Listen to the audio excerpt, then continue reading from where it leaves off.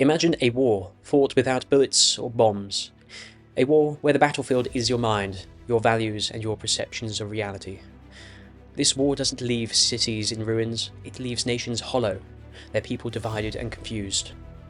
And most chilling of all, you might not have even realised it had happened. In the height of the Cold War, a former KGB agent named Yuri Bezmenov defected to the West, carrying a message so alarming, so provocative, that it was largely ignored. He warned of a strategy, a plan, not just to conquer countries, but to dismantle their cultures, their beliefs, and their sense of truth. Over 40 years later, his words seem to echo louder than ever. Was he right? Have we been blind to the seeds of division and control planted long ago? Stay with us and we will unveil the chilling blueprint of what was known as ideological subversion, or what we might know nowadays as psychological warfare, a strategy designed to manipulate nations from within, to divide and conquer. This is the story of Yuri Bezmenov and the war on your mind. Yuri Bezmenov was born in 1939 in a suburb of Moscow. As the son of a high-ranking Soviet officer, he had access to elite education and opportunities within the Soviet Union. He began his career as a journalist for Novosti Press Agency, a state-run news agency which acted as a propaganda arm of the Communist Party. However, Yuri's journalistic role wasn't limited to reporting the news. He was tasked with spreading misinformation and Soviet ideology globally. As he worked within the system, he became increasingly disillusioned by its lies and authoritarianism. In the 1970s, Bezmenov made the bold decision to defect while on an overseas assignment in India. Risking his life, he disguised himself as a hippie tourist and sought asylum within Canada. From then on, he dedicated his life to exposing the Soviet Union's covert operations. Bezmenov's most enduring contribution is his explanation of ideological subversion. He describes it as a process that doesn't involve physical force, but manipulating the beliefs, values, and perceptions of a society. Let's break it down into 4 stages. The first one being demoralization. It takes from 15 to 20 years to demoralize a nation. Why that many years? Because this is the minimum number of years which requires to educate one generation of students in the country of your enemy, exposed to the ideology of the enemy. In other words, Marxism-Leninism ideology is being pumped into the soft heads of at least 3 generations of American students without being challenged or counterbalanced by the basic values of Americanism, American patriotism. The demoralization process in the United States is basically completed already.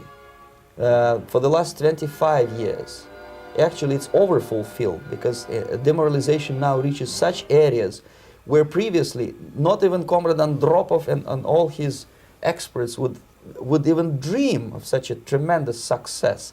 Most of it is done by Americans to Americans, thanks to lack of moral standards. As I mentioned before, exposure to true information does not matter anymore. A person who was demoralized is unable to assess true information. The facts tell nothing to him. Even if I shower him with information, with authentic proof, with documents, with pictures, even if I take him by force to the Soviet Union and show him concentration camp, he will refuse to believe it until he is going to receive a kick in his fat bottom. When a military boot crashes his balls, then he will understand, but not before that. That's the tragic of the situation of demoralization. As stated in the clip, Bezmenov states that this can take many decades to transpire. This is because it takes an entire generation going through specific institutions, education, entertainment, or media to corrupt. During this phase, the foundations or foundational beliefs are challenged, resulting in questioning of faith, morality, specific values, and even, on a larger scale, patriotism. This results in institutions becoming breeding grounds for questionable ideologies, which act in almost an autoimmune way, creating and attacking the national identity, and creating a generation that is skeptical of its own heritage. The next stage is destabilisation. This time, subverter does not care about your ideas and the patterns of your consumption. Whether you eat junk food and get fat and flabby, doesn't matter anymore. This time, and it takes only from 2 to 5 years to destabilize a nation, what matters is essentials: economy, foreign relations, defense systems. And you can see it quite clearly that in some areas, in such sensitive areas as defense and economy, the influence of Marxist-Leninist ideas in the United States is absolutely fantastic. I could never believe it 14 years ago when I landed in this part of the world that the process will go that fast. Once the values of society are weakened, the focus shifts to destabilizing its key pillars: economy, defense, and the political system itself. This stage aims to create chaos, division, making society vulnerable to external and internal threats. The destabilisation phase is designed to amplify differences, fuel mistrust, weaken the ability of leaders to govern effectively, in effect destroying democratic societies from the inside.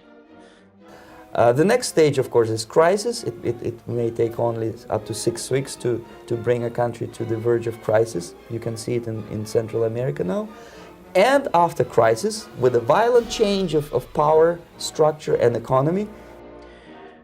The third phase, crisis, is where the society reaches a tipping point.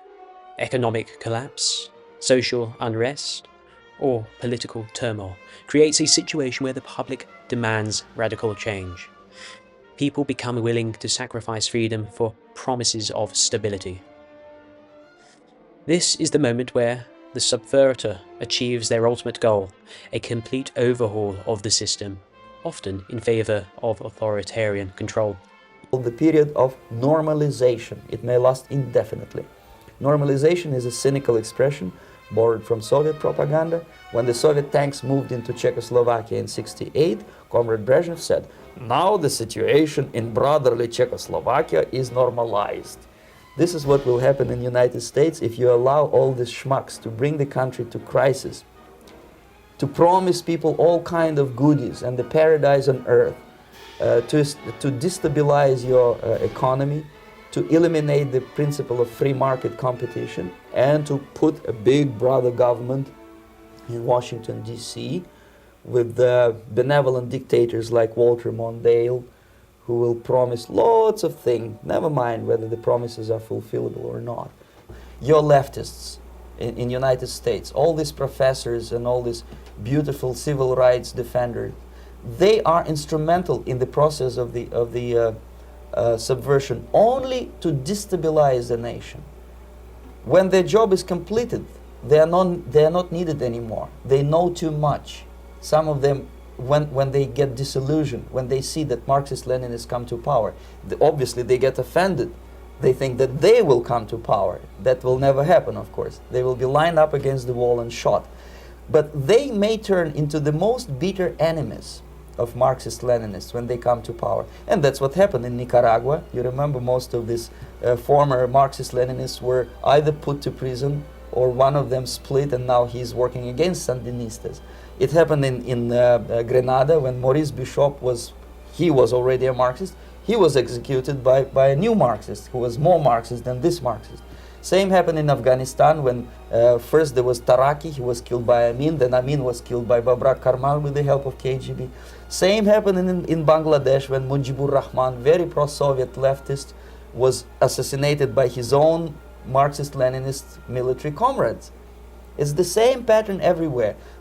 The time bomb is ticking. With every second, the disaster is coming closer and closer. Unlike myself, you will have nowhere to defect to.